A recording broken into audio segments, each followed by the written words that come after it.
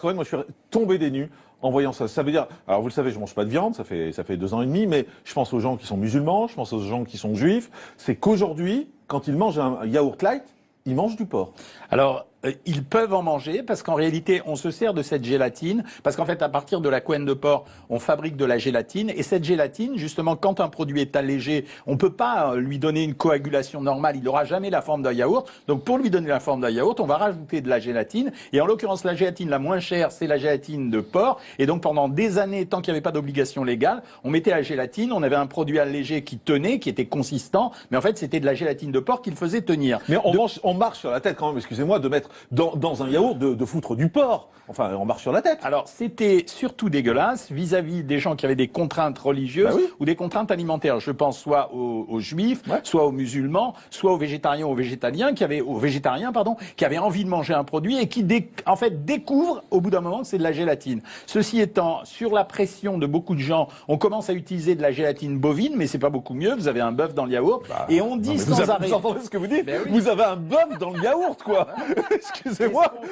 Et ce qu'on fait à l'heure actuelle, c'est qu'on est en train de faire pression sur les industriels pour leur dire utilisez de la gélatine végétale. Sauf que la réponse des industriels, c'est de dire, comme par exemple la Gare-à-Gare, c'est de dire oui mais c'est super cher, ça va faire monter le prix du yaourt. Oui mais ok, ça serait 1 plus sain, 2 plus naturel et troisièmement probablement équivalent sur le plan du goût et de la consistance. Mais pour faire des yaourts, on est obligé de mettre de la gélatine? Pour faire des produits light, certains produits light, si vous ne rajoutez pas un épaississant, le produit n'a pas de tenue. Ça veut dire que vous allez prendre du lait à 0%, vous allez mettre un ferment à l'intérieur, mais on n'arrivera pas à le coaguler, donc vous aurez une espèce de magma liquide. Donc, et eux, ils ont besoin de faire croire que ce produit ressemble à un vrai yaourt, donc on va rajouter de la gélatine. Mais il n'y a pas que dans le yaourt, c'est-à-dire que vous allez le trouver par exemple dans certaines marques de raviolis, où on va, pour faire une sauce épaisse, on va mettre ça. Vous allez même s'ils ne sont pas la viande. Bien sûr. Donc un ravioli aux légumes, on peut trouver du porc. Bien sûr. Vous allez le trouver dans les plats tout préparés, tout ce qui est plat préparé, ou de temps en temps pour donner de la consistance